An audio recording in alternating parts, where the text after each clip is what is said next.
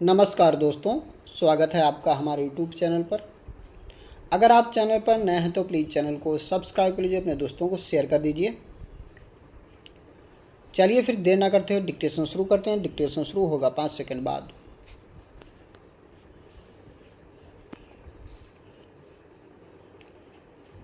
Start.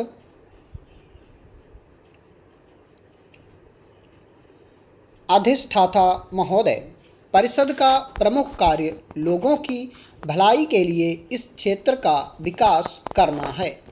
विकास का पहला सूत्र है समन्वित कार्यप्रणाली।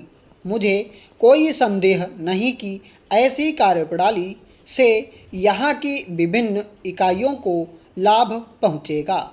आजकल प्रभुसत्ता संपन्न देश भी व्यापार, सिंचाई और बिजली के लिए नदी प्रणालियों और जल संसाधनों के उपयोग, राजमार्गों और रेल मार्गों के निर्माण तथा खनिज संपदा के उपयोग जैसे मामलों में सहयोग का सहारा लेते हैं और इस प्रकार के सहयोग से अलग अलग सरकारों के अपने अधिकारों पर कोई आँच नहीं आती।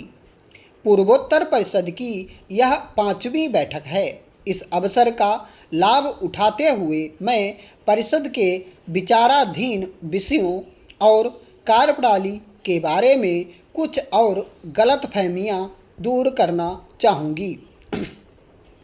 यह इस क्षेत्र की विभिन्न राजनैतिक इकाइयों का संगठन है जिसकी स्थापना संसद में पारित एक अधिनियम के अंतर्गत की गई है और जिसका उद्देश्य विकास और कल्याण की योजनाएं तैयार करना है। यह किसी सरकार से ऊपर के स्तर पर काम करने वाला कोई सरकारी तंत्र नहीं है। इससे राज्यों या केंद्र शासित प्रदेशों के अधिकारों में किसी भी रूप में कोई कमी नहीं होती। यह सलाह देने वाला संगठन है, देखरेख रखने वाला नहीं। इससे इसके सदस्य राज्यों और प्रदेशों के केंद्र के साथ संबंधों में भी परिवर्तन नहीं होता। केंद्र सरकार इसका उपयोग इस क्षेत्र के विभिन्न प्रशासनों के अधिकारों या कार्यप्रणाली में दखल देने के लिए नहीं करेगी। राज्यपाल की तथा मेरी भी यह आशा है कि परिषद समय के साथ साथ एक प्रभावशाली समन्वयकारी अभिकरण बनेगी तथा सद्भाव, जिम्मेवारी और पारस्परिक सम्मान के वातावरण में क्षेत्रीय समस्याओं को हल कर सकेगी। मैं चाहूँगी कि परिषद ऐसी परियोजनाएं तैयार करे जिनका लाभ एक से ज़्यादा इकाइयों को मिले और जिन्हें वर्तमान पंचवर्षीय योजना के शेष समय में पूरा या कम से कम आरंभ किया जा सके। ऐसे अनेक कार्यक्षेत्र हैं जैसे परिवहन और संचार, बिजली, बाजार बिक्री, संस्थागत वित्त, प्रशिक्षण, उद्योगों के लिए व्यवहारिकता रिपोर्टें तैयार करना आदि, जिनके संदर्भ में क्षेत्रीय दृष्टिकोण बहुत अधिक लाभदायक सिद्ध होगा। दूरदर्शिता और व्यावहारिकता किसी भी श्रेष्ठ आयोजन की दो मूल कसौटियां हैं। मैं आपको आश्वासन देना चाहूँगी कि परिषद जो भी सुझाव देती है उन पर भारत सरकार के विभिन्न मंत्रालय विशेष ध्यान देंगे।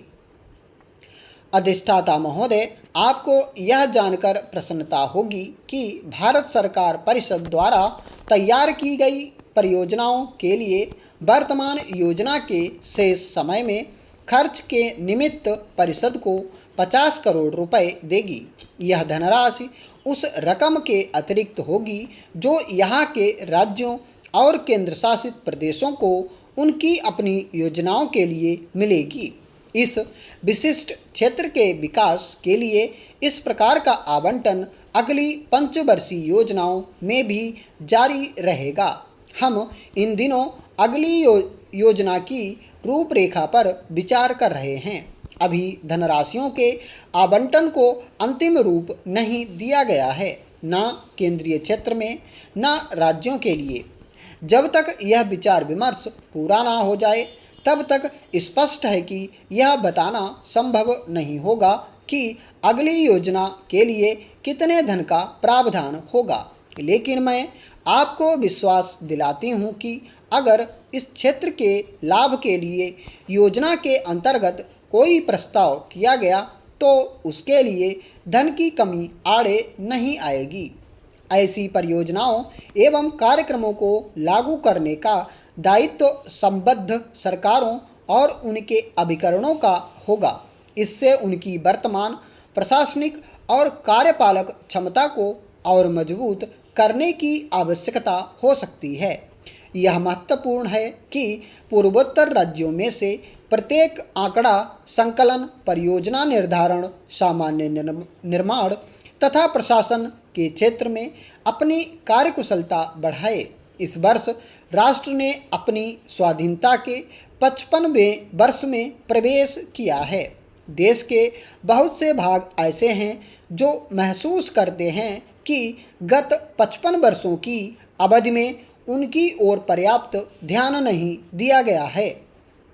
हमारा प्रयास ऐसा होना चाहिए कि उनके मन से उपेक्षा का यह भाव हटे।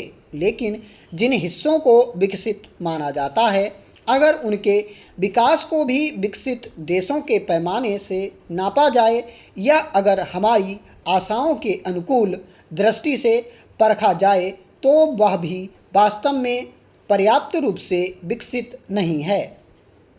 प्रत्येक राज्य में कहीं न कहीं घोर कष्ट और गरीबी में दिन गुजारने वाले लोग पाए जाते हैं। जब हम समाजवादी ढंग के विकास की बात करते हैं तो हमारा उद्देश्य कुल मिलाकर केवल गरीबी हटाना ही नहीं होता, बल्कि वर्गगत और क्षेत्रों के बीच की असमानताएं दूर करना होता है। आर्थिक विकास की प्रक्रिया से प्रायः क्षेत्रीय असमानताएं बढ़ जाया करती हैं, जो चिंता का कारण है। बहनों व भाइयों, मेरे देशवासियों ने इस महान गणतंत्रीय देश का 7वां राष्ट्रपति चुनकर मुझे जो सम्मान दिया है उससे मैं बहुत प्रभावित हुआ हूँ। राष्ट्रपति के कार्य गंभीर, नाजुक, कठिन और राष्ट्र के लिए बहुत महत्वपूर्ण होते हैं। मुझे अच्छी तरह मालूम है कि राष्ट्रपति का उत्तरदायित्व निभाने के लिए उच्चतम गुणों की आवश्यकता तो होती ही है, पर साथ ही इन्हें समझने और निभाने के लिए ईश्वर की कृपा और राष्ट्र की शुभकामनाएं भी बहुत जरूरी हैं। विश्वास करता हूं कि मुझे यह सब प्राप्त होगी और मैं प्रतिज्ञा करता हूं कि अपने से पहले सम्माननीय राष्ट्रपतियों की महान परंपराओं का अनुसरण करने की पूरी कोशिश करूंगा। समय की मांग है कि हम उन भयंकर खतरों को महसूस करें जो हमारी राजनीतिक और सामाजिक व्यवस्था के सामने हैं। यदि हम राष्ट्रीय जीवन को और अधिक अनुशासनपूर्ण न बना सके तो हमारे मूल्यों की बुनियाद को ही खतरा हो सकता है। हमें पक्के इरादे और पूरी ईमानदारी से एक ऐसा वातावरण पैदा करना है जो निर्बलों, अल्पसंख्यकों और पद दलित लोगों को आर्थिक मुक्ति और सामाजिक न्याय दिलाने में सहायक हो। हमें विभिन्न राज्यों, जातियों, धर्मों और विभिन्न भाषाभाषियों में भावात्मक एकता स्थापित करने की कोशिश करनी है। अनेकता में एकता ही भारतीय संस्कृति का आधार है और यही भारतीय जीवन का मूल मंत्र है। क्षणिक मौजूदा तनाव और कठिनाइयों के बावजूद हम सभी को राष्ट्र और समाज के प्रति अपना उत्तरदायित्व निष्काम भावना से निश्चयपूर्वक निभाना है। बेशक हमारा राष्ट्र विशेषकर पिछले 2.5 वर्षों के दौरान प्रगति के रास्ते पर आगे बढ़ा है और अब हमें इस प्रगति की गति को न केवल बनाए रखना है बल्कि और भी तेज करना है। इस समय हमें अपने नैतिक मूल्यों को विकसित करने, अपनी शक्ति को रचनात्मक कार्यों में लगाने और प्रत्येक क्षेत्र में उत्कृष्ट काम करने की भावना पैदा करने की आवश्यकता है।